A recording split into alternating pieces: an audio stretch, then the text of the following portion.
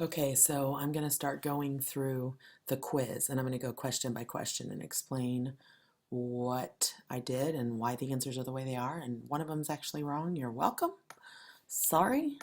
I can't fix it once I start the quiz. But anyway, we're going to start here with the imperfect because the first questions on the quiz online and the test tomorrow are imperfect. So you need to know these charts because these are definitely needed to do well on the test. Remember that in this section of the test, it's writing.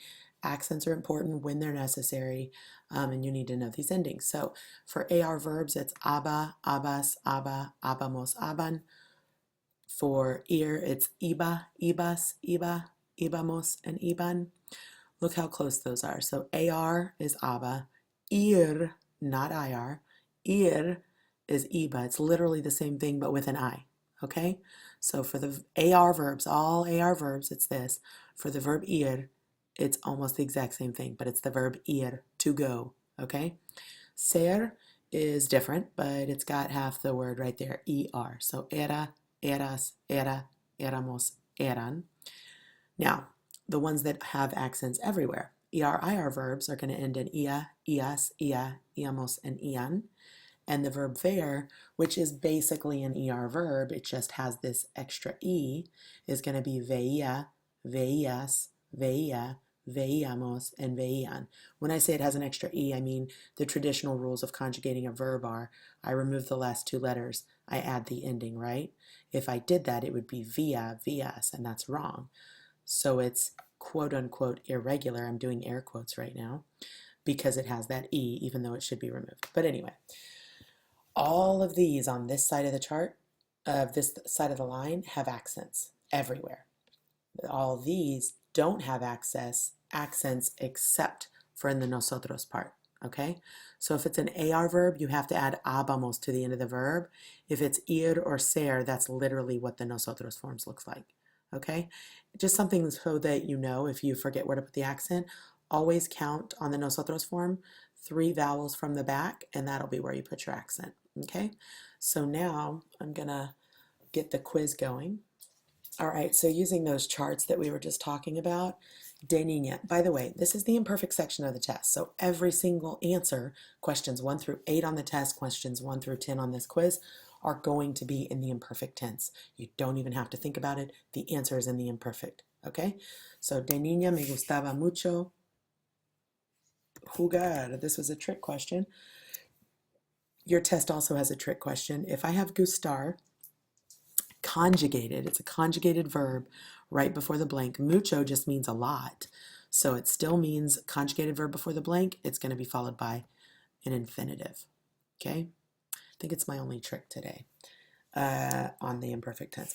Cada verano, mis amigas y yo. So because it says cada verano, it's imperfect, but like I said, everything's in the imperfect tense.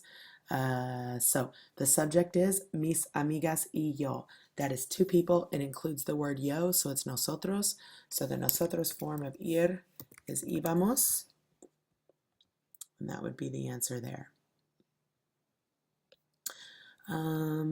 Blank las 3 de la tarde. When you're talking about time, it's always imperfect. Again, all of these are imperfect anyway. Ser is going to be era of some form. But again, I told y'all this the other day. When I talk about time in the imperfect or in the present tense, it's almost always plural unless it's 1 o'clock. So it's actually eran. And yes, there's a time question on the test. There always is. Okay, nuestra clase. So our subject is nuestra clase, and the verb is tomar. People get confused because they see nuestra, they think it's nosotros, or they see nuestra clase, so they think it's plural because there's lots of kids in a class, but it's one class. And nuestra means our. So even though I'm saying something that sounds like the nosotros form, it's one class. That's it. So it's tomaba. The next one, Juan y Gisela, so that's two people, does not include the word yo, so it's the bottom right box, the LA ustedes box. Excuse me, the ellos, ellas, ustedes box, sorry, bottom right though. And it's the plural of ver, which is veían. The next one is los niños normalmente. Normalmente is going to make it imperfect, but again, imperfect section. reflexive verb, I always have to put that reflexive pronoun first. And it is a subject that's the bottom right box because los niños is plural and it doesn't include the word yo or nosotros. So it's that bottom right box or the ellos, ellas, ustedes box. So I'm going to keep se, and then at the end here I'm going to remove the AR and I'm going to add aban. Se lavaban. Mi hermanita y yo. So now it's two people and it does include the word yo. So with that, I am going to, again, pull the se off in front. And I'm going to change it to nos, right? Because it's me and my sister, so that's nosotros. And the pronoun, the reflexive pronoun for nosotros is nos. I'm going to take off the AR and add habamos. The next one, mi vecino Miguel siempre nos. Okay, so I've told y'all this before. You need a nice reminder.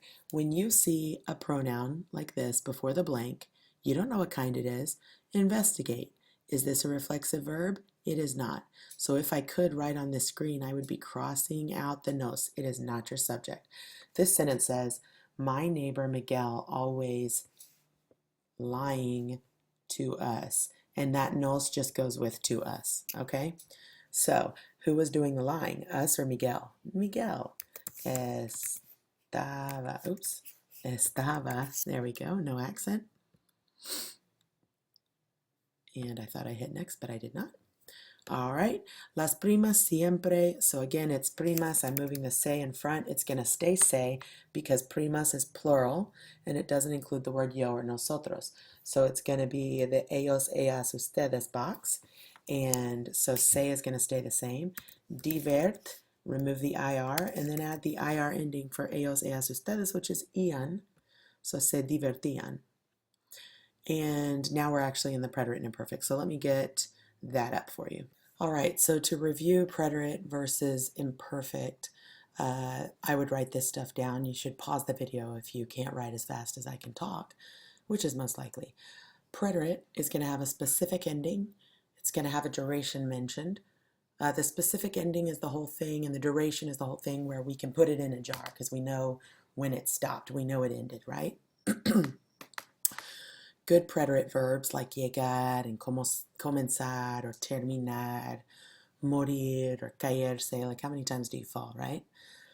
So those verbs are good. Weather events, like it rained yesterday, it snowed yesterday, things like that. And then these keywords are very helpful for the preterite as well, like anoche, ayer, whatever, pasado, finalmente, de repente, and por blank horas. And that right there, by the way, is the duration. Okay, so those are good preterite things to think about. Imperfect, when you have cuando era niña or cuando era pequeño or de niño or de pequeño, those are all going to be throwback Thursday kind of comments, and anything in the rest of the sentence is going to be the imperfect, and I'm going to talk about that in a minute. Descriptions in the past, listen, there are exceptions to that rule. There are always exceptions to pretty much every rule. But for the purpose of right now for us and practicing, descriptions in the past we're going to treat as the imperfect, okay? And that includes weather. So when I say it was cold yesterday, or it was hot yesterday, or it was hot last year, that's weather. It's described. It's the imperfect, okay? When I mention the time, date, and age in the imperfect, it is always the imperfect, okay? Sorry, I just said that. When I mention time, date, and age in the past, it's always the imperfect. Ongoing events in the past are going to be the imperfect, and I'm going to talk about the cuando effect in just a second. So ongoing events are things like we were dancing. And you know what? I didn't even write it down. I don't know why. What you should also write down is if you're going to say was doing something, like was dancing, was singing, was blanking, any word in the any verb you want to put in there. If you're going to say was blanking, it's imperfect. If you're going to say used to, it's imperfect, for sure. And then you've got these keywords. Todos los días, siempre, nunca, a veces, a menudo, cada whatever, cada viernes, cada año, cada semana, anything like that.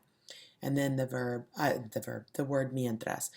So let's go to the next picture real quick. Okay, so I said I would explain the cuando effect, and here it is.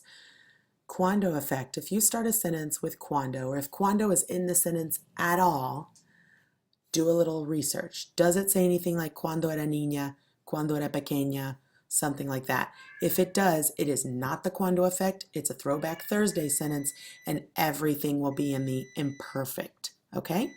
It becomes the cuando effect when it doesn't say this stuff. And what you're going to have here,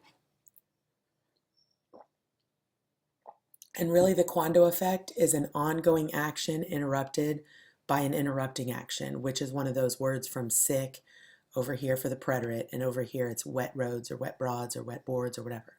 So that's all it is, but that's what the cuando effect is. So if you have cuando and it's not being used for one of these, then it's going to be the cuando effect, which means one side of the sentence is going to be imperfect, the other side is preterite. So if it says cuando era niña, then you already know that this answer over here is preterite. That's it. It'd be great if you understood the sentence, but you're done.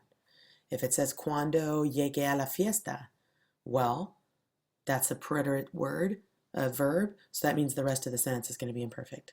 Okay, so that's how the cuando effect works. A lot of the time, the cuando effect is used with time and date and age. When I had 15 years, I got a new car, right? When I, at 4 o'clock in the morning, he called.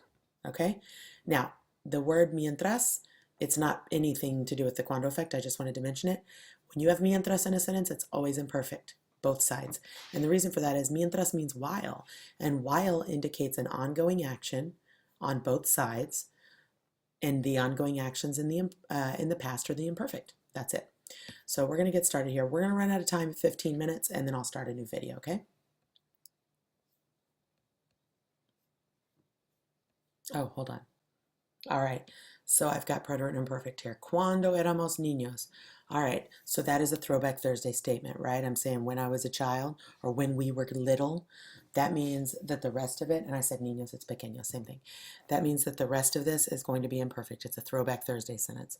So, pasábamos. Now, when we were little, my brothers and I used to spend, pasar, every afternoon playing outside. I've got jugando, which is an ongoing action. Cada tarde, ongoing action. Not ongoing action, it's a keyword for the imperfect. And then I've also got this Throwback Thursday start. So there's 3 different reasons why I should choose the imperfect, okay? Next up, anoche, keyword number 1.